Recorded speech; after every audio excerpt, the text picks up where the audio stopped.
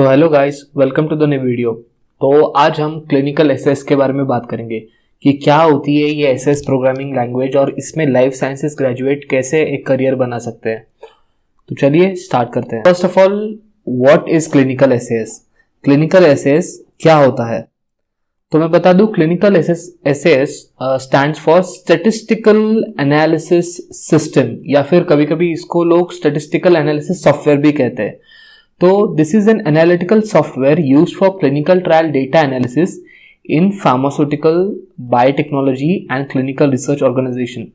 तो clinical trial में जो डेटा जनरेट होता है वो फार्मास्यूटिकल कंपनी या बायोटेक या क्लिनिकल रिसर्च ऑर्गेनाइजेशंस होती हैं, तो उनके पास वो डेटा आता है। उस डेटा को एनालिसिस करने के लिए हम क्लिनिकल एसएस सॉफ्टवेयर यूज करते हैं। तो clinical SS the software helps immensely to analyze large clinical data and generate the data with multiple and simultaneous data sets, and most importantly in an efficient method with great speed. तो clinical trial में जो large data create होता है तो इस data का size बहुत ज्यादा होता है, लेकिन at the same time you have to analyse the same data. तो जितने लास्ट डेटा सेट्स होते हैं तो उसके लिए बहुत ही पावरफुल कंप्यूटिंग लैंग्वेज चाहिए और प्रोग्रामिंग लैंग्वेज चाहिए, और एसएस की मदद से हमें एफिशिएंसी भी मिलती है और ग्रेट स्पीड भी मिलती है, जिसके कारण डेटा जल्दी एनालाइज होता है। तो क्लिनिकल एसएस के एप्लीकेशंस क्या क्या है? तो क्लिनिकल एसएस में हम प्रोग्रामिंग करते हैं ऑब्वियसली, फिर डेटा साइंस में इसके एप्लीकेशन है, डेटा मैनेजमेंट में है, क्लिनिकल ट्रायल का डेटा माइनिंग और डेटा मॉडलिंग में भी एसएस यूज किया जाता है। और आपको पता होना चाहिए कि बिजनेस इंटेलिजेंस और रिलेटेड एनालिसिस जो डेटा होता है तो उसके लिए भी एसएस सॉफ्टवेयर हम यूज कर सकते हैं, ना कि क्लिनिकल एसएस के लिए। तो अभी देखते हैं कि क्लिनिकल एसएस में अगर आपको करियर करना है तो आप क्वालिफिकेशन क्या क्या होनी चाहिए। तो क्लिनिकल एसएस के लिए आप एक लाइफ साइंस के ग्रेजुएट हो सकते हो, biotech, pharmacy, medical science, statistics, और मोस्ट इंपॉर्टेंटली अगर आपका लाइफ साइंसेस का बैकग्राउंड है और आप पर्टिकुलरली क्लिनिकल एसएस करना चाहते हो तो आपके पास सर्टिफिकेशन होना चाहिए एसएस में। ये बहुत ही ज़्यादा ज़रूरी है कि आपने वो प्रोग्रामिंग सीखनी चाहिए, और ये कहाँ से? ये एक अच्छे रेप्यूटेड इंस्टीट्यूशन से करना चाहिए, जिसके कारण आपकी जो प्रोग्रामिंग के स्किल्स है वो अच्छी हो सके और आप एक अच्छे क्लिनिकल एसएस प्रोग्रामर बन पाओ। और इसके अलावा आपको बहुत ही कीन इंटरेस्ट होना चाहिए किसमें?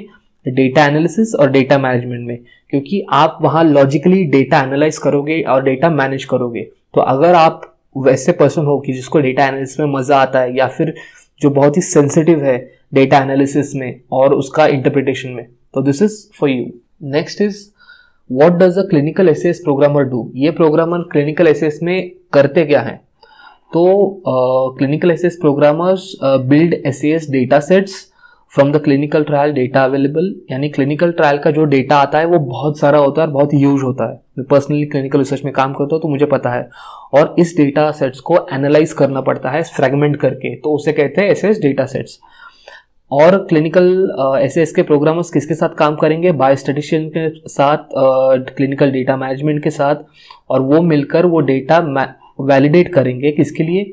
कि वो स्टैटिस्टिकल एनालिसिस कर सके, यानी वो बताएंगे कि हमें किस तरह का एनालिसिस चाहिए और डेटा मैनेजमेंट में हमें क्या सेग्रीगेशन चाहिए, तो उसके बेसिस पर वो प्रोग्रामर वैसा प्रोग्राम रन करेगा।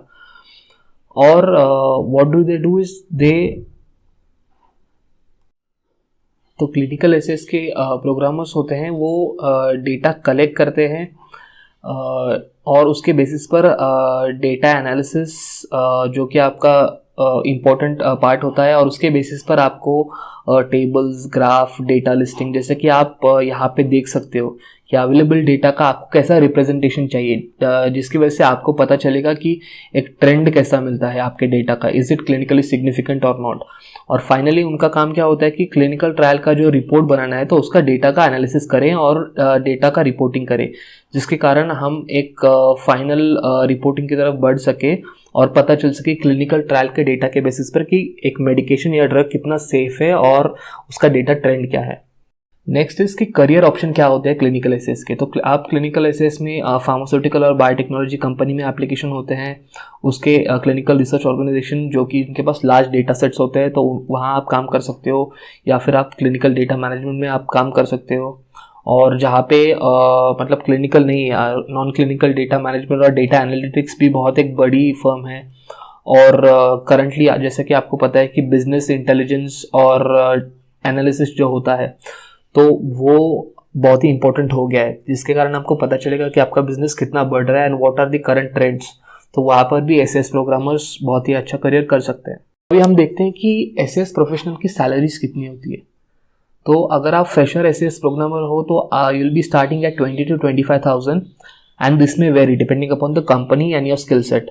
नेक्स्ट इज कि अगर आपको एक से 3 साल का एक्सपीरियंस आता है तो you go around 40 to 60K and that is also depending upon how you perform in that particular company and how your skills are enhanced।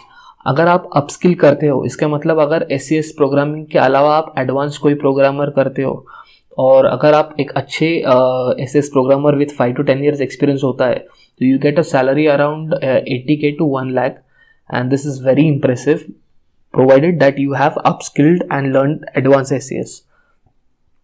अगर आप सीनियर एसएस प्रोग्रामर बनते हो जिसके कारण आपको 10 years का एक्सपीरियंस आता है अगर इंडस्ट्री में, then you are very much valued and you can get around 1 to 2 lakh per month easily and you can go into business analytics, artificial intelligence, data analysis and big data analysis। So based on your skill set, your experience and your keen interest in that particular SS programming, you can create a very successful career। तो मैं आशा करता हूँ कि इस video से आपको पता चला होगा कि क्लिनिकल एसएस क्या होता है, उसके जॉब अपॉर्चुनिटीज़ कैसे होते हैं और एक प्रोग्रामर क्या क्या करता है एसएस की मदद से। And if you like this video don't forget to subscribe the channel, that is very important, and also share it with your friends so that they can get an idea. और इस video को like करो और don't forget to subscribe. This is Saurabh signing off, thank you.